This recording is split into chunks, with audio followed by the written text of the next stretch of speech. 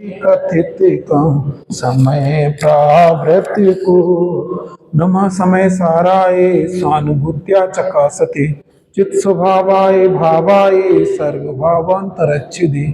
जय पंच परमेष्टि। अपनी समय सार जी में 13वीं गाथा चल रही थी। उसमें 13वीं गाथा में चूंकि 12वीं गाथा तक समय सार पूरा होता है, लेकिन समय सार ने संक्षिप्त रुचि वालों के लिए, लेकिन चूंकि पूरी जिनागम जो है वो तत्वों की भाषा में निबद्ध है। सभी पूरे जिनागम में कल भी हमने पंचास्तिकाय में से पढ़वाया था कि 6 द्रव्य 5 अस्तिकाय और 7 तत्वों पदार्थों के रूप में ही जिनवाणी में विवेचन किया गया है। तो चूंकि जिनागम में 9 तत्वों की चर्चा आई है, 7 तत्व की चर्चा आई है, उसी में जिस आत्मा को उन्होंने 6वीं गाथा में 11वीं गाथा में जिस ज्ञायक भाव को दिखाया है, उसी ज्ञायक भाव को दिखाने की प्रक्रिया उन्होंने इन तत्वों के पीछे बताई गई है। मतलब उसी एक भाषा में कहो, 6वीं गाथा में जिसको प्रमत्त प्रमत्त कहा है और 11वीं गाथा में प्रबल कर्मों के मिलने से बोला है और 4थी गाथा में कसाय चक्र बोला है, उसी के द्वारा यहाँ पे 9 तत्व तैयार किए, 9 तत्व में एकाकार आत्मा को दिखाया है। कल हमने थोड़ा सा पंचास्तिकाय को आधार बना के आपको बोला था, सब लोगों के दिमाग में रहता तीर्थ किसे कहते हैं। तो हमने देखा था कि 12वीं गाथा में भी तीर्थ शब्द की चर्चा आई है, 13वीं गाथा में भी तीर्थ की चर्चा आई है। 12वीं गाथा में तीर्थ की चर्चा किस रूप में आई है कि यदि तुम जिनागम में प्रवेश करना चाहे तो निश्चय व्यवहार दोनों नयों को मत छोड़ो। यदि निश्चय नय को नहीं मानेंगे तो तत्व का लोप हो जाएगा, व्यवहार नय को नहीं मानेंगे तो तीर्थ का लोप हो जाएगा। और यहाँ कैसे बोला है कि तीर्थ की प्रवृत्ति के लिए व्यवहार नय से कहेगा 9 तत्व। तो जिससे तिर जाए उसको तीर्थ बोलते हैं, जिससे तिरने की भावना जन्म लेती है उसको तीर्थ बोलते हैं। जब तक हम तो वहां पे मतलब अलग अलग एक एक तत्व को जानना, वो क्या कहलाता, तीर्थ कहलाता है। तो इसी तीर्थ को आधार बना के हमने जब इन्हीं अमृत चंद्राचार्य देव की तीर्थ शब्द से गाथा आई है, वो जो पंचास्तिकाय में जो पीछे आचार्य अमृत चंद्र वो पढ़ रहे थे, वो निकालो ना, वो कहाँ रख दिया पंचास्तिकाय वाला। कल मूल प्रकरण तो रहेगा जो हमें बताना था, तीर्थ किसे कहते हैं उसमें लिखा है। मतलब वो सबसे प्रारंभ में, जल्दी उठा दो यार, टाइम बहुत ही आज बहुत हो गया। तुम लोग समय पे आओ भैया, उस हिसाब से तुम आप 9:30 पे आओगे, 9:15 पे आओगे तो कुछ चलेगा, हमें भी जाने का विकल्प रहता है। इसलिए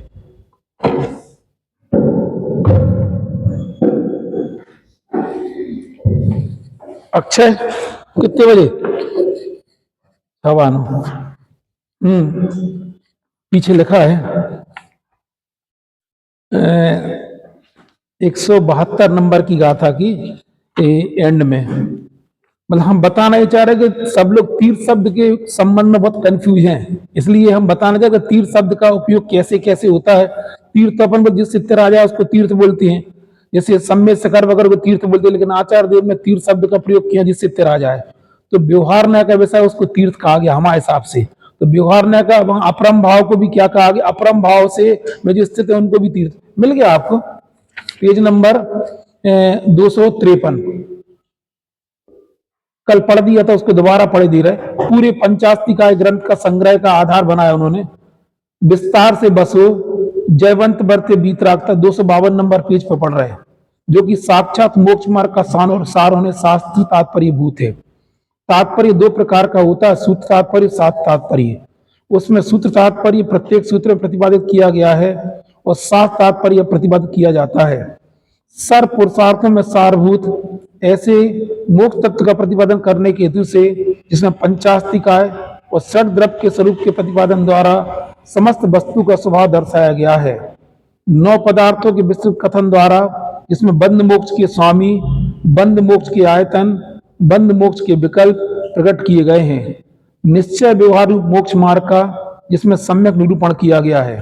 मतलब ये क्या बोलना चाह रहे, मतलब आप ये सोचो कि पूरे जिनागम में किस किस टाइप का वर्णन आया है। क्या पंचास्तिकाय का वर्णन करना, एक्चुअली में करना क्या है अपन को, ओवरऑल मोक्ष मार्ग में करना क्या है, सर्व पुरुषार्थ में सारभूत कौन है, मोक्ष तत्व का पुरुषार्थ नहीं, पुरुषार्थ में कौन सा पुरुषार्थ सारभूत है, मोक्ष तत्व का, मोक्ष पुरुषार्थ में सारभूत कौन है, मोक्ष तत्व।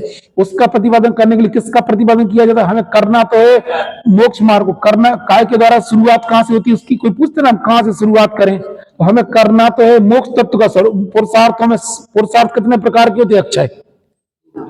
4। कौन कौन से? धर्म, अर्थ, काम और मोक्ष।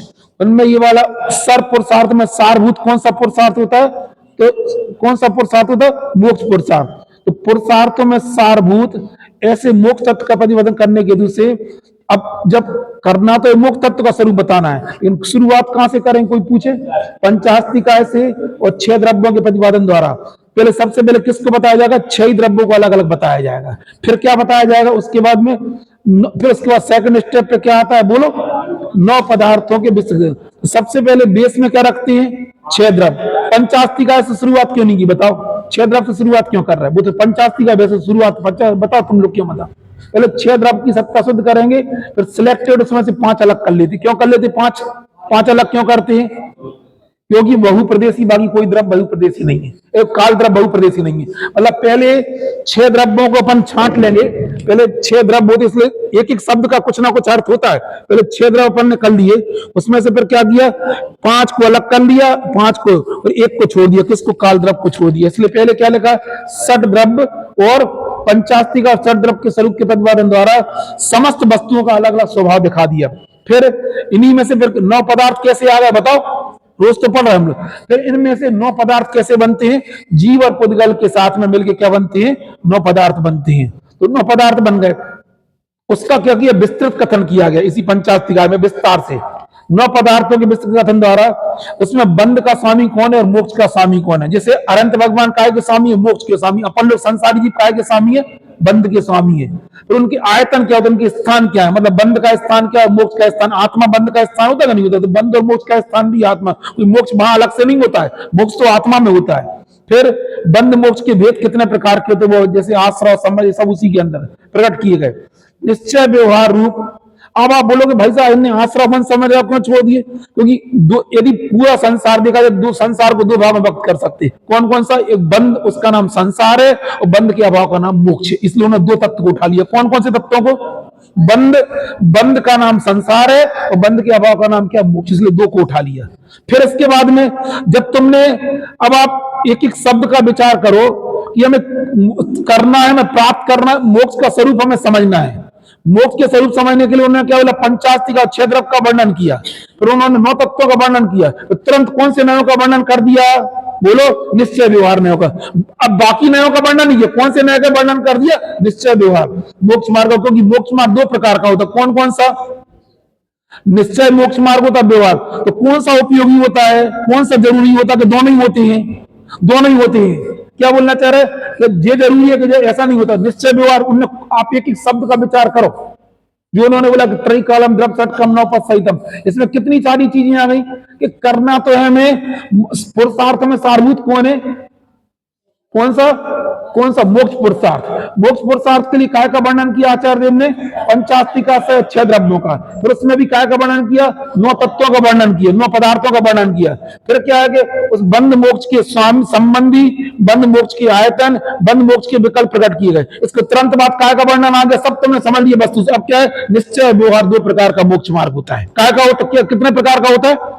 निश्चय व्यवहार मोक्ष मार्ग का, जिसमें सम्यक निरूपण किया गया है तथा साक्षात मोक्ष के कारणभूत परम वीतरागपने में जिसका हृदय स्थित है।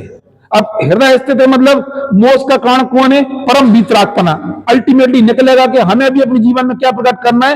वीतरागता के परम वीतरागता, परम वीतरागता में जिसका हृदय स्थित है। किसका हृदय स्थित है? इस शास्त्र का हृदय स्थित है। शास्त्र का केंद्र बिंदु कौन है? इस शास्त्र का केंद्र बिंदु कौन है? परम वीतरागपना। क्या है? मतलब पूरे शास्त्र का निष्कर्ष क्या निकलेगा? कि हम वीतरागता प्रकट हो, वीतरागता हो तो परम वीतरागता प्रकट हो। परम वीतरागता किसका हृदय? परम वीतरागता क्यों चाहिए हमें? परम वीतरागता क्यों चाहिए? हाँ, आप लोग है ना, इनने बोल दिया, आप सब लोग बोला करो। हम कोई प्रश्न पूछते हमारे उत्तर बाजू में लिखा रहता है। हम कभी ऐसे प्रश्न नहीं पूछते, हमें अपने मन से आती, तुरंत वहीं लिखा है। मोक्ष का कारण कौन है? लिखा दो। मोक्ष का कारण कौन है? परम वीतरागता। जिसका हृदय स्थित है, यानी शास्त्र का हृदय काय में स्थित है? तो शास्त्र का कोई हृदय होता, हार्ट होता क्या? नहीं। शास्त्र का ओवरऑल उपप्रयोजन क्या है? परम वीतरागता प्रकट। कहता है कि इसलिए लिखा कि परम वीतरागपने में जिसका समस्त हृदय स्थित है। ऐसे इस यथार्थ परमेश्वर शास्त्र का परमार्थ से तात्पर्य क्या है? पूरा ओवरऑल प्रयोजन क्या है? वीतरागता उसका प्रयोजन है। सो इस बीतरा हमें मालूम, हम आपको जरूर आपके सामने पढ़ रहे, मुझे बहुत आनंद आता है इसको पढ़ने में, क्योंकि इससे पूरा मोक्ष मार्ग अपन को प्रकट दिखाई देता है, प्रकट प्रत्यक्ष दिखाई देता है बिल्कुल, और कहता है कि पूरा मोक्ष मार्ग है क्या। सो इस बीतराग पने का काय के द्वारा काय के द्वारा अनुसरण किया जाए, निश्चय के द्वारा के व्यवहार के द्वारा। बोलो भाई साहब, समझ में आई ना? कौन की टीका है ये? अरे कौन की टीका है? कौन से अमृत चंद्राचार्य देव की? वे क्या कह रहे, जो वे क्या कह रहे समय सार में व्यवहार में, अरे अभूतार्थ वे यहाँ पे क्या कह रहे, निरूपण तो तुम्हें आप तो मोक्ष मार्ग मिलेगा, नहीं तो नहीं मिलेगा। बोलो कैसे करोगे? इसको आप समझना पड़ेगा।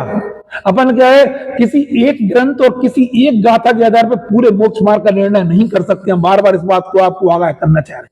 हम केवल सैंपल बता रहे हैं, पढ़ना आपका कर्तव्य। हर ग्रंथ यहाँ नहीं चल सकता है, फिर हम बोलना चाह रहे हैं हर ग्रंथ नहीं चलेगा, और जीवन बहुत थोड़ा है।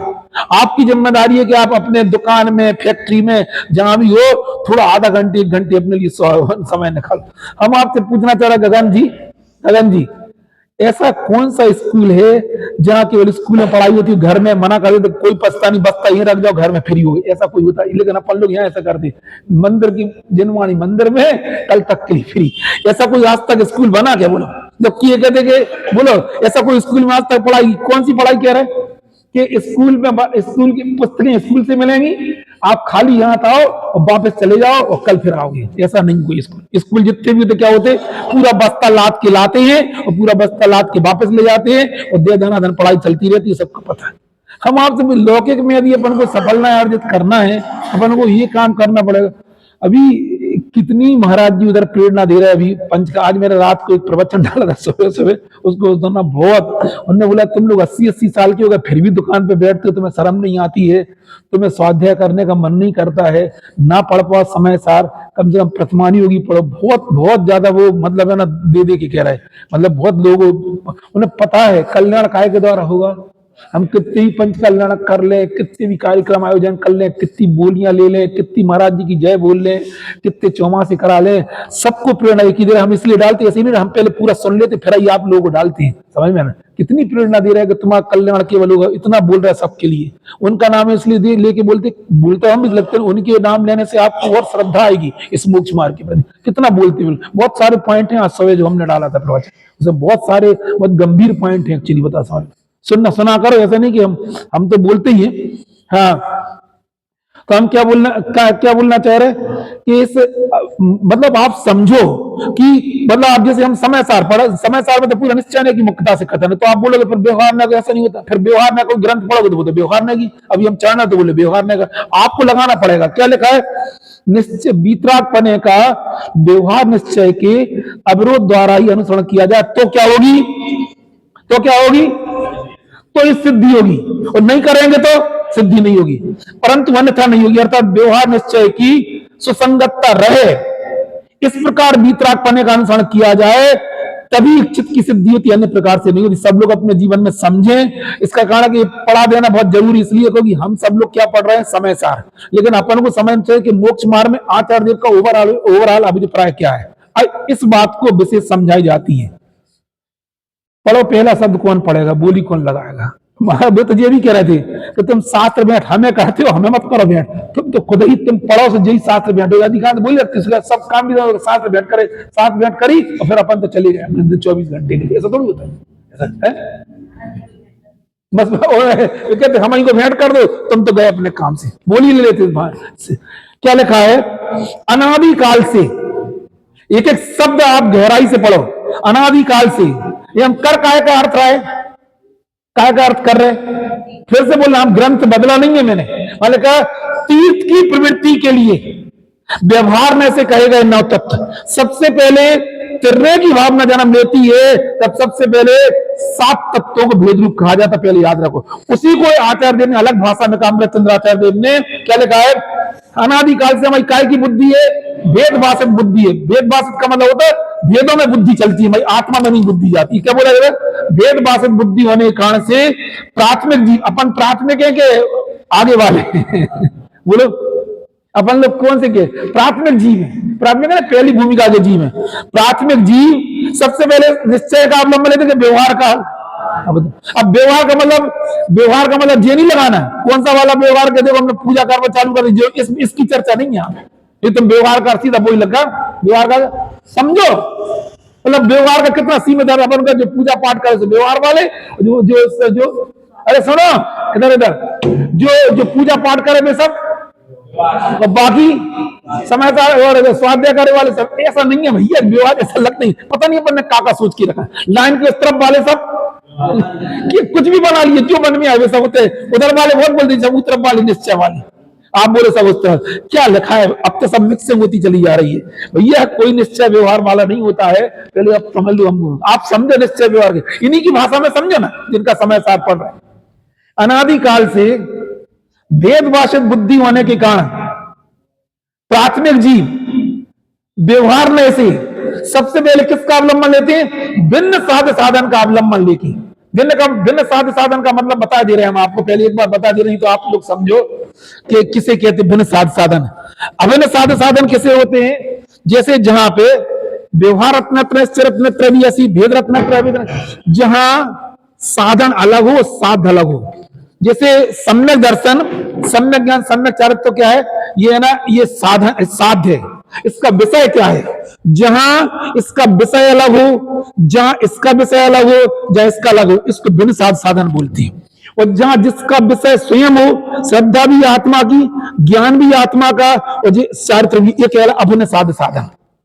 जहां विषय अलग हो और साधन अलग हो वो क्या कहलाता है, भिन्न साध साधन। और जहां विषय स्वयं ही हो और साधने वाला भी स्वयं, वो क्या कहलाता है, अभिन्न साध साधन। समझ में ना, अभी शुरू में सबसे शुरू में काय का अवलंबन लेते बोलो, भिन्न साध साधन का अवलंबन लेकर सुख से तीर्थ का, आप दुखी होकर बताओ यहाँ पे, सुख का मतलब एकदम पहले शुरू में आगे एकदम प्रसन्न हो गए, सुख से मतलब दुखी हो गए नहीं आ गया, जबरदस्ती ठंड में हमें परेशान कर रहे हैं, अब खाने में तो टोक दें, फिर वे कहें तुम काय नहीं आया, फिर तो आराम से चिंता मत करो, टेंशन मत पालो, सबसे पहले क्या करो, सुख से तीर्थ आई समझ में, तीर्थ समझ में अगर आवाज में तीर्थ शब्द का कहीं तो मिलेगा नहीं ऐसा अर्थ, सुख से तीर्थ, तीर्थ आप बताओ इसका अर्थ क्या होना चाहिए, सुख से तीर्थ, अब सुख से बंधना शुरू कर रहे हैं, आराम से बंद आराम चलो, शिखर जी मिलेंगे जल्दी क्या कर रहे हैं, सुख से बंधना प्रारंभ कर दे, जी अर्थ है क्या उसका, तीर्थ का मतलब क्या होगा, तिरने के, अपने अंदर में तिरने की भावना जन्म ली है, उसको यहाँ पे तीर्थ का हमें ये बताने का भाव था केवल इसमें, सुख से यानी आराम से धीरे धीरे, कैसे सुख से तीर्थ का प्रारंभ कर दे, हम तीर्थ शब्द का बहुत व्यापक अर्थ बताना चाह रहे हैं, अपने दिमाग में तीर्थ क्या है, वो तो उन लोगों के तीर्थ हमारे पड़े कौन से, सारे तीर्थ बार बार अपने आप बोलो, सारे तीर्थ बार बार, सम्य शिखर जी एक बार, और अब तो वो भी होगी, अब ये तीर्थ नहीं है, वो तीर्थ हैं, कितनी बार अपन तीर्थों की वंदना कर चुके, और तो भी हम तेरे नहीं बिल्कुल, क्यों नहीं तेरे, क्योंकि हमने जीव वाला तीर्थ नहीं समझा, कौन सा नहीं, तत्व वाला तीर्थ नहीं समझा हमने अब जीवन में, हमें हमेशा लगता है, हम तो कई बार आप लोगों से पूछना चाह रहे हैं, नए लोगों से, अपने को कुछ दिनों में ऐसा आता है कि भाई साहब चलो अपन द्रोणगिरी चलें, कभी ऐसा लगता है कि क्या चलो ये कौन है, नहीं और क्या है जी इधर पे कोरबाई के पास क्या है, भौरा सा चलो, ये भी तीर्थ ही है ना, आप लोग तीर्थ ही मानते इसको, भौरा चलो, कभी अपने आप को जानने की जिज्ञासा, ये भी तीर्थ ऐसा लगता है बिल्कुल, कभी खुद से मन करता है कि यहाँ से, हाँ बहुत मार्मिक बात कही थी, उस पॉइंट को सुनना, आज मैंने ग्रुप में डाला है, उनने कहा बहुत मार्मिक बिंदु है कि तुम लोग दुकान खोलने के लिए तुम भगवान से प्रेरणा लेते हो क्या, नहीं लेते ना, फिर स्वाध्याय के लिए हमसे प्रेरणा लेने क्यों आती, दुकान तो तुम्हें खुद अच्छी खुद खोल लेती, किसी ने बोला तुमसे दुकान खोला कर, तो तुम खुद खोल लेते हो, तुम्हें स्वाध्याय के लिए हमें रोज प्रेरणा क्यों करना पड़ती, इसका मतलब तेरी रुचि नहीं है, नहीं आ रही तुमको समझ, बहुत गहरा तर्क है, नहीं आई समझ में, उनके मुंह से सुनना, तो मेरे मुंह से नहीं सुनो, तुम्हें दुकान खोलने के लिए कोई प्रयत्न नहीं करो, खुद से उठ के दुकान खोल लेती हो, उस स्वाध्याय के लिए तुम हमसे रोज तुम हमसे कहते हमें प्रवचन करो, क्या जरूरत पड़ गई, तुम तो खुद से प्रेरित की, इसका मतलब तुम्हें दुख नहीं लगा, तुम्हें संसार में भी दुख नहीं लगा, इसलिए ये शब्द आप सुनोगे तो आप बोला, दुकान खोलने के लिए कोई घर में प्रेरित नहीं करता है, और स्वाध्याय करने के लिए हमसे तुम्हें रोज प्रेरणा की जरूरत पड़ती, तो वह कैसी मती चली जा रही, तुम कहाँ जाने वाली हो, कुछ समझ में नहीं, तर्क नहीं समझ में आया, पहले सुनना फिर हमसे सुनना, हम तो नहीं बता पा रहे, इतना मार्मिक बिंदु लगा अंदर में, रोंगटे खड़े कर देने वाली बात है, ये तो ठीक है पर रोज परंपरा स्वाध्याय सुन रहे, तुम्हें दुकान खोलने के लिए, भोजन बनाने के लिए कोई प्रेरित करता है भैया चलो काय रोटी बना लो, आज बनाना ही बनाना है, वो तो अपन उठते ही साथ है पूरी प्रक्रिया शुरू हो जाती है। क्या तुम्हें, क्या स्वाध्याय भी एक ऐसी चीज है जो किसी को बोलना, यहाँ क्यों हमें बोलना पड़ा? वो इतना उन्होंने गंभीरता से इस पॉइंट को उठाया कि मुझे लगा ये मतलब इतनी भरी पब्लिक को सब क्यों बोल, स्वाध्याय की प्रेरणा क्यों? मतलब दुकान खोलने की प्रेरणा तुम स्व प्रेरित हो जाते हो और यहाँ आने के लिए तुम्हें प्रेरणा करना पड़ती है। कार है बिल्कुल। इसका मतलब ये मैं संसार अभी दिख रही राइट चीज, सुनना उस चीज को। अब काय की बात, काय से कर रहे? सुख से तीर्थ का प्रारंभ करते हैं, अर्थात सुगम रूप से मोक्ष मार्ग की प्रारंभिक भूमिका का सेवन करते हैं। शुरुआत क्या करते हैं? यह श्रद्धेय है, यह अश्रद्धेय है। सबसे पहले क्या करो? कौन श्रद्धेय है? जिन मंदिर, 6 द्रव्य, 7 तत्व, देव शास्त्र, ये क्या है? ये श्रद्धा के आयतन है। अभी तक हम काय की श्रद्धा करते रहे? जो जिनकी श्रद्धा नहीं करना चाहिए थी उनकी श्रद्धा, वो अश्रद्धि है। मतलब किसकी श्रद्धा शुरू करना? बहुत शुरू, मतलब केवल शुरू में तो ये चलता नहीं, ये ठीक है कि ये ठीक है, ये ठीक है कि ये ठीक है, ये कहना चाहे। सबसे पहले द्वंद्व अपने अंदर खड़े करो। जब जब भी अपनी परिणति बाहर जाए तो विचार करो कि हमें जा रही तो वहां में मिलेगा क्या आखिरी? वो याद करो वो ये आत्मा निराशा अंत में, ये हम नहीं बोल रहे तो हम आपको सुना देते, आप अपने आप में गुनगुनाओ कि जो काम भी आप आखिरी में करो, जो काम भी जीवन में शुरू करो, उसमें निराशा ही हाथ लगेगी बिल्कुल। ये कोई सामान्य वो रचना नहीं है, बड़े पंडित साहब रचना की। आत्म निराशा अंत में बाहर से मिलेगी, पछताने पर भी ये घड़ी नहीं हाथ लगेगी। पुण्योदय भी क्षण भंगुर है मत चाओ, पापोदय की प्रतिकूलताओं से ना घबराओ। और बोल, तो शिव सुंदर भी दे एक आत्म के अंदर, और हाँ, जैसे बांसों के वृक्षों से छाया नहीं मिलती, स्त्री पुत्रादिक से वैसे सब लोग। मतलब हम श्रद्धे अश्रद्धे का अर्थ बता रहे, कोई भी काम शुरू करो उसका अंतिम निष्कर्ष देख लिया करो, इसका अंतिम निष्कर्ष क्या है। सबसे बड़ी बात तो ये है कि आप जैसे कोई टोटी लगवा दो, आप सोचते कि यार अपन अपने घर में पैसा है तो अच्छी ऐसी 100-200 रुपए वाली का अच्छी लगवाओ, उसका आखिरी हर्ष क्या होता है? बता, अक्षर क्या होता है? फब्बारे का आखिरी हर्ष क्या होता है? लीक। हाँ, ये तुमने सही बोला, ये इनने बहुत सही पकड़ा। लीक करेगा, बाजू से बहेगा, तुम्हें जो लगवाना हो लगवाओ। हमने सब कर करके देख लिया, हमने सब देखा। अच्छी से अच्छी टोटी लगवा लो, कुछ महीना बाद तो पानी में तुम टेंशन में। एक टोटी बदलवाने के लिए पूरा तो सिस्टम बदल करना पड़ता है। बोलो घर में आप बोलो, आपको जो करना था आपने तो कुछ दिनों में आपको कोई सी भी लगा दो, तुम तो दे दो बस। शुरू में बहुत शौक रहा था सब लोग, जब नया मकान बनवा दे तो लगता जो लगवा लो, फब्बारा लगवा लो, उसका हसर देखो, फिर तुम्हें आकर्षण खत्म हो जाएगा। हम ये बोलना चाह रहे हैं। हम उदाहरण क्यों भैया बताओ, सबसे पहले सिर्फ ऐसा नहीं ऐसा कर लो, ऐसा नहीं ऐसा कर लो, फिर वो टोटी जब चूना चालू करती है तो अपन बोर हो जाते हैं। भैया तुम्हें जो लगा तो एक आध कोई लगा दो, फिर उसको प्लम्बर को तुम एक टोटी 10 ले आई और रानी की दुकान से लगवा दी। ऐसे ही आजकल ऐसे ही करने लगे, को माथा कपा एक टोटी के लिए बिल्कुल, और कहीं ना कहीं चूती लगी। जितनी ज्यादा टोटी लगाते इतनी लगी हमारे तो क्या पता, हर छत पर लगी, कहीं पानी वो धोना पड़े, कौन से जेट की भी लगी और जा भी लगी, और वो क्या बोले वो, जिससे वो गेहूं धोना पड़े, सुखाऊं अपन को, बाल्टी उठाना पड़े। जितनी टोटी लगवाओ उतने चूने के चांस रहेंगे बिल्कुल, और वे सब टोटेंगी। अभी बोलना क्या चाह रहे, अश्रद्धेय की बात कर रहे हैं, अश्रद्धेय की बात कर रहे हैं। आज तक हमने जो श्रद्धेय नहीं था उसकी श्रद्धा, अब हमें क्या करना है? कौन श्रद्धेय है, कौन अश्रद्धेय है, कौन श्रद्धा करने वाला, श्रद्धान क्या चीज होती है। जिसका श्रद्धान करना था उसका आज तक हमने किया नहीं। हम श्रद्धान करने वाले हमने अपने आप को जाना नहीं। ये 4 प्रकार का। दूसरा प्रकार का क्या? यह गे है।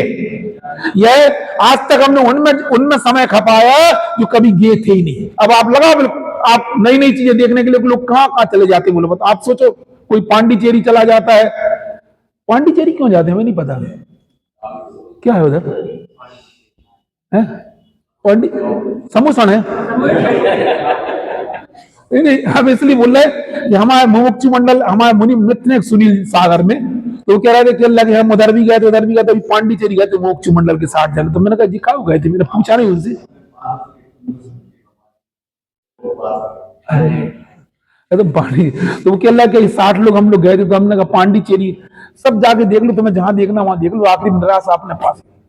हमें तो इतना बड़ी और निर्माण में बिंदु तुम भगवान, जब तक तुम ये बाहर का भगवान का व्यवहार देखोगे तुम्हें भगवान ही दिख सकते, दिखे ही नहीं, तुमने आज तक भगवान को देखा ही नहीं। तुम तो समोसान देख के चले जाते, बेदी देख के चले जाते, तुम तो भामंडल देख के चले, तुम्हें भगवान आज तक तुम्हें देखा ही नहीं। ये भी महाराज जी ने बोला था अभी कल परसा, तुम्हें बोले जब तक तुम्हें समोसान का व्यवहार देखता तुम भगवान ही, तो इतना गहरा शब्द था। आज भी उन्होंने इस बात को उठाया।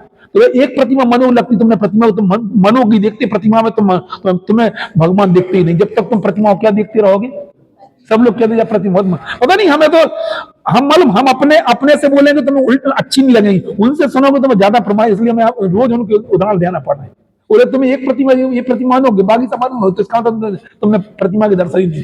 तुम्हें आज भी प्रतिमा में मनोक्ता अमनोक्ता दिखती, क्या है मनोक्ता बोलो, तुमने देखे ही नहीं। पर प्रवचन सार की 80 नंबर की आता, कब पढ़ी नहीं बिल्कुल। और कहा ये जो लोग कहते बहुत ही मनोक प्रतिमा, कुंडलपुरी तो क्या कहने, श्रुद्धाम की तो क्या कहने, और अब तो फिर और पता चले जाए कहां वो मुनीश्वर रत्ना, उनकी तो फिर क्या नहीं कहा है, फिर होते की तो फिर क्या नहीं कहा है। तो क्या देख रहे हो तुम, क्या देख रहे है? अच्छा है कम से कम हम नहीं कह रहे, हम कहते तुम्हें अतिरेक लगता है, महाराज जी कह रहे तो बहुत अच्छा लगेगा तुम्हें, फिर तो मानोगे इतनी प्रमाणिकता उनके वाचनों में, फिर तो मानोगे। तुम क्या देख रहे हैं आज तक भगवान को, कि मनोक्ता देख के तुम्हें क्या दिखती भगवान, मनोक्ता तुमने मनोक्ता ही देख रहे, तुम्हें पौधा वो दिख रही, तुम्हें वो नहीं दिख रही जो भगवान का स्वरूप है। वो स्वाध्याय के बगैर कभी 3 काल में समझ में नहीं आता, इसलिए उन्होंने इस बात को बोला है।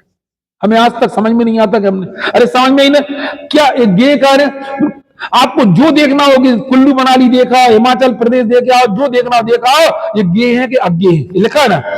कौन सी चीज जानने योग्य तो पूरे भगवान खंडित है, उनकी चेहरे मतलब अलग, तो अभी उनमें है ना अपने आप में इतना मतलब भाव होता है कि हम फिर वो भाव तो हो रहा, हम मनोक्ता की हम ये बोल रहे, जिसने वास्तव में प्रवचन सार की 80 नंबर की गाथा पढ़ी होगी वही समझ सकता है कि वो उनका अभिप्राय क्या है। महाराज जी का उनका कहना है कि हम केवल समूषण में भी साक्षात जाति, तो भाई सब सौधर्मेंद्र, ईशानेन्द्र, ये वैभव, ये सब बाहर का ये सब दिखता, वो कुछ और कहना चाह रहे हैं। हालांकि उन्हें 80 नंबर की गाथा का उदाहरण लेकर हम समझ गए थे वो कहना क्या चाह रहे हैं। तुम्हें भगवान में भगवान दिखते ही नहीं है, तुम तो ये सब दिख रहे हैं, क्योंकि पंच कल्याणक में सब यही वही ताम झाम दिखता है। तो बोले आज तक तुमने देखा ही नहीं कि भगवान क्या, देखे होते तुम्हें ये नहीं लगता कि ये प्रतिमा मनोज्ञ, स्वधर्मेंद्र का स्वधर्म व्यवस्था कर रहा है, वो अभिषेक ले जा रहा, तुमने भगवान को आज तक देखा होता तो बात तो सही है। तुम भगवान को देखते नहीं, क्योंकि परम तो वो तो अंदर का तत्व है, जो अंदर का तत्व वो तुम्हें दिखता नहीं हो, और जिन वाणी के बगैर तुम उसको देख नहीं सकते। इसलिए विचार करना, क्या बोलना चाह रहे, यह गे है, यह अज्ञे है, अज्ञे है नहीं जाने, समझ हमें अभी तक हमने किसको जाना और किसको जानते हैं, और अब हमें किसको नहीं जानना चाहिए, समझ में ना। यह ज्ञे है, अज्ञे है, यह ज्ञाता है, जानने वाला मैं हूं, अपनी खबर नहीं है, और यह ज्ञान, और जो जिसके द्वारा मैं जान रहा हूं, आज मैं कौन हूं, ज्ञाता हूं, मैं कौन हूं, श्रद्धा करने वाला हूं। ये जिसके द्वारा मैं जानता हूं मेरा ज्ञान है, जिसको मैं जान रहा था वो जानने, अभी जो जानने वाला जिसको जान रहा वो ज्ञेय है, जिसको नहीं जानना चाहिए वो अज्ञेय है। फिर तीसरा आचरण वाला, यह आचरणीय है या अनाचरणीय है। क्या हमें आचरण करना, आज तक हम जो आचरण करते उसका रिजल्ट क्या मिलेगा, जो आचरण नहीं किया उसका रिजल्ट हमें क्या मिलेगा, यह अनाचरणीय है। यह आचरण करने वाला है और यह आचरण है। इस प्रकार कर्तव्य, क्या करने योग्य है, क्या नहीं करने योग्य है, कौन करता है और क्या मेरा कर्म है, इस प्रकार के विभागों के अवलोकन द्वारा जिन्हें कोमल उत्साह उल्लसित होता। आपको हो रहा नहीं हो रहा, क्यों गगन जी हो रहा नहीं हो रहा, धीरे धीरे भी लग रही, हमें जल्दबाजी कोई नहीं है, उत्साह लगता है, अच्छा लगता है कि कहीं ना कहीं से डोरी तुम्हें खींचती यहाँ चली आती कि भाई जाना चाहिए, कुछ तो मिलेगा, ऐसा नहीं है, मतलब कभी ना कभी तो ये कोमल उत्साह तुम्हें उल्लसित हो रहा। हमारा कर्तव्य है कि आपको उत्साह को और आगे बढ़ाए। ये क्या होता है, कोमल उत्साह, इधर आने का उत्साह बढ़ता है, इस मार में आने का नहीं। आज तक हम जो करते हैं वो हमें तो केवल संसारी मिलने वाला है। ये बोल रहे कोमल उत्साह उल्लसित होता है। ये काय के लिए अर्थ बता रहे हैं, तीर्थ की प्रवृत्ति, शुरुआत में क्या तीर्थ जिससे तेरा ये भावना अपने अंदर जन्म लेती है, जिन्हें कोमल उत्साह उल्लसित होता है। ऐसे वे जीव, प्राथमिक जीव धीरे धीरे क्या करते हैं, धीरे धीरे मोह घटाते चले जाते हैं। हमें कोई एक्सपेक्टेशन नहीं कि एक दिन में तुम्हारा मोह घट जाएगा। मोह मल्ल को अर्थात राग आदि उखाड़ते जाती है। कदाचित ऐसा भी होता है, कदाचित अज्ञान के कारण से, अज्ञान स्वसंवेदन ज्ञान के अभाव के कारण से, मद और प्रमाद, अज्ञानता से भी हो सकता कोई कार्य, मद से भी हो सकता, प्रमाद से भी हो सकता है। तीन चीजें हो सकती हैं। अज्ञानता से मेरे जीवन में कोई गलती हो सकती है, मद से मेरे जीवन में कोई गलती हो सकती है। कभी ये वो बताओ, यद्यपि उसको मद नहीं बोलती है, जैसे बाहुबली भगवान के बारे में आता है कि बाहुबली भगवान को उस समय जब 6 खंड आदिनाथ भरत जी ने जीत लिए, उनसे राज देने का कहा, तो बाकी जो उनके भाई थे उनने तो दे दिया, उन्होंने बोला भाई रखो, हमें तो दीक्षा लेके चले गए। वो तो उनको क्या लगा, बिल्कुल लगा था कि जो राज मुझे मेरे पिताजी ने दिया उस पर तुम्हारा अधिकार कैसे हो सकता है।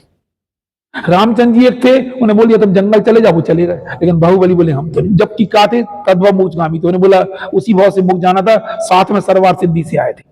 तो क्या होता है, ये क्या कहलाता, हम उसको मत सब नहीं बोल, मत यानी मान कसा वगैरह, मत से ऐसा। तो कभी कभी क्या करते, बाद में उनने क्या किया, पहले मत से, मत नहीं होता भाई तीर्थंकरों को, वो सम्यक दृष्टियों को, लेकिन फिर भी कहने को उन्हें अंदर से वो चढ़ गया।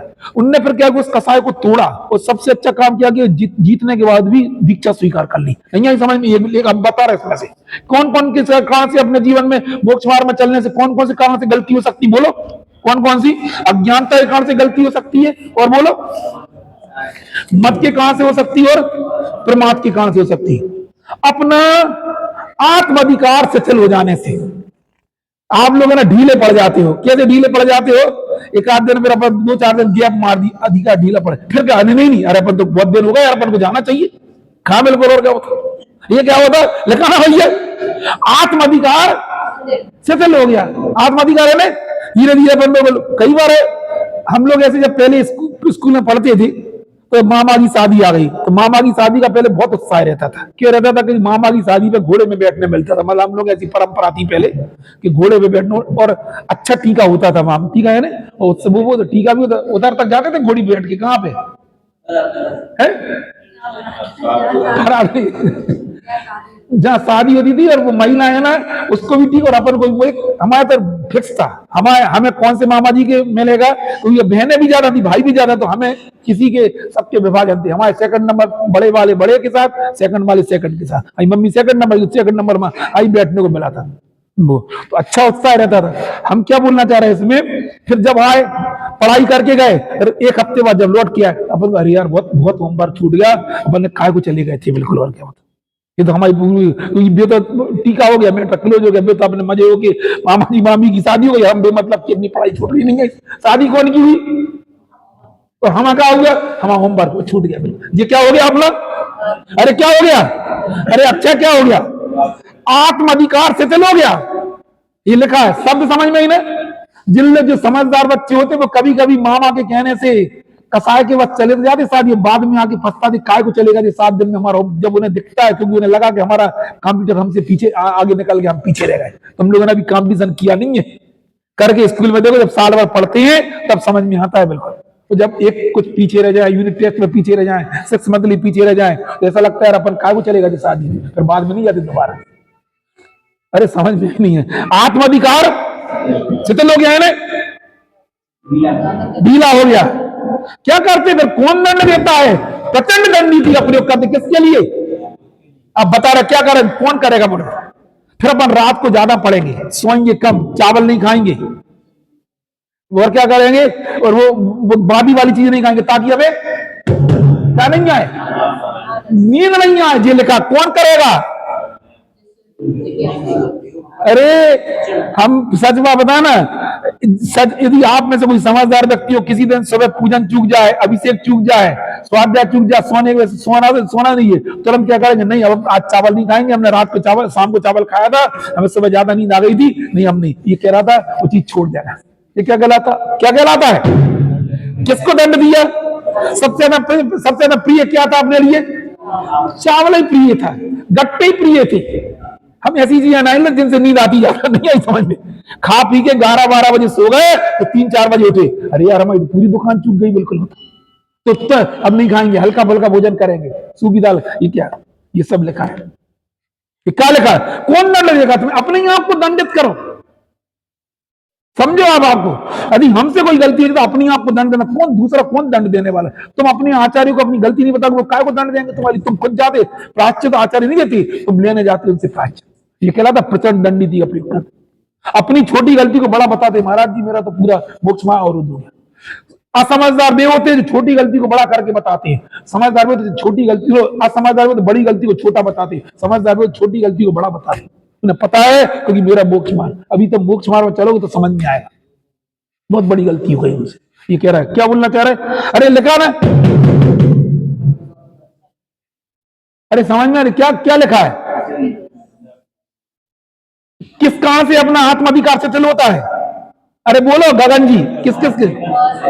अज्ञानता से, मद से और प्रमाद से।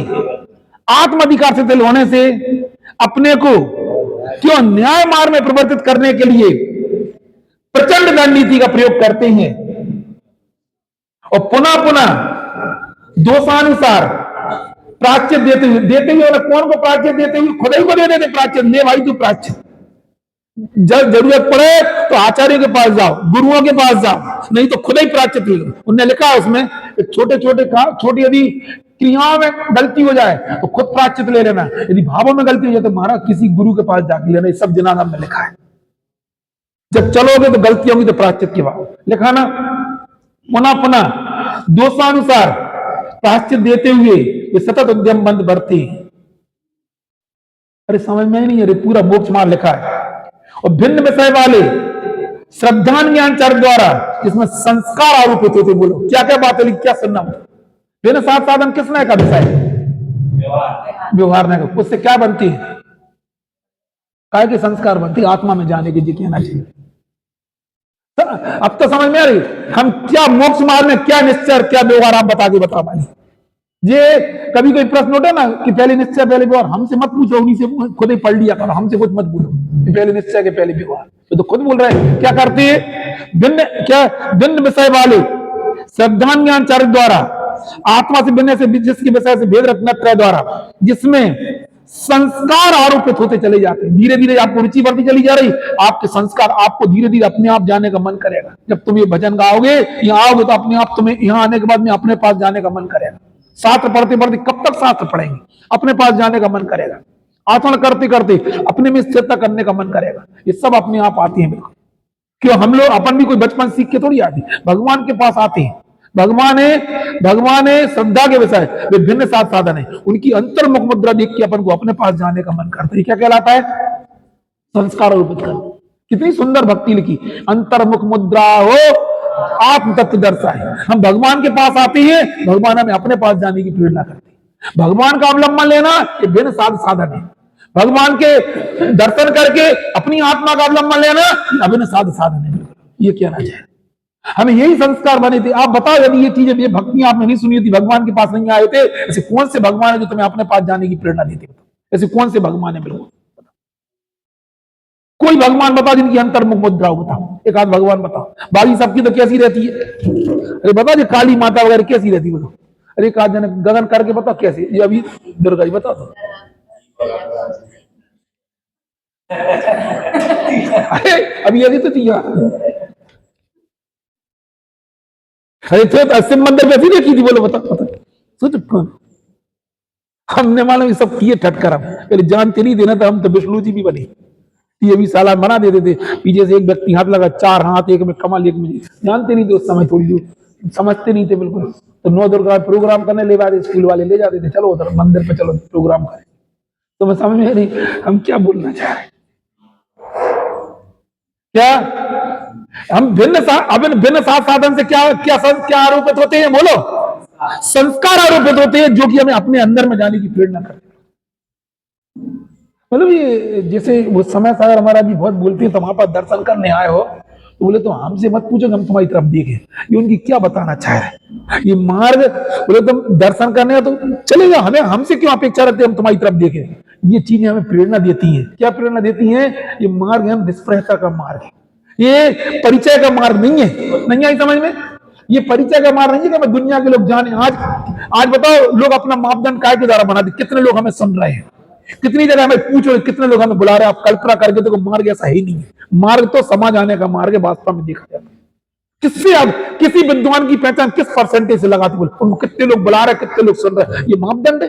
कितने हैं जो आज तक बोले नहीं और बोलने के पहले सीधे मुख चलेगा? बोलो बताओ, ये बोलना चाह रहे हैं।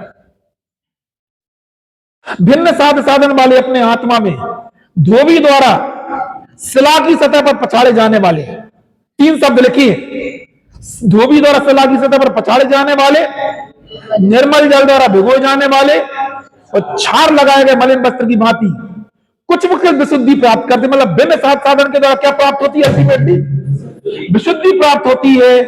उसी अपने आत्मा को निश्चय से भिन्न साध साधन भाव के अभाव के कारण से जब ये सब कर लेते तो हमें क्या प्राप्त होता है? दर्शन ज्ञान चारित्र का अभेदपना प्राप्त होता है। तब क्या करते?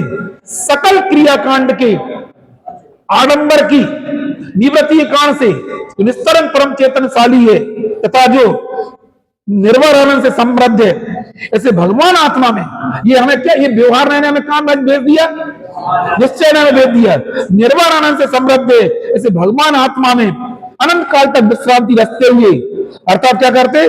क्रमशः समरसी भाव समुत्पन्न होता चला जाता है। ऐसे परम वीतराग भाव को प्राप्त करके साक्षात मोक्ष का अनुभव करते। मोक्ष कोई सिद्ध सलाह का नाम मोक्ष नहीं है, अपने ही आत्मा का अनुभव करना, उसी का नाम क्या है? अरे किसका नाम मोक्ष है बोलो? अपने बस संक्षिप्त से पूरे मोक्ष मार्ग को बता, इसकी चर्चा अपन कल से करेंगे। कल से सब लोग थोड़ा समय पे आए, ऐसा हम मान के चल रहे हैं।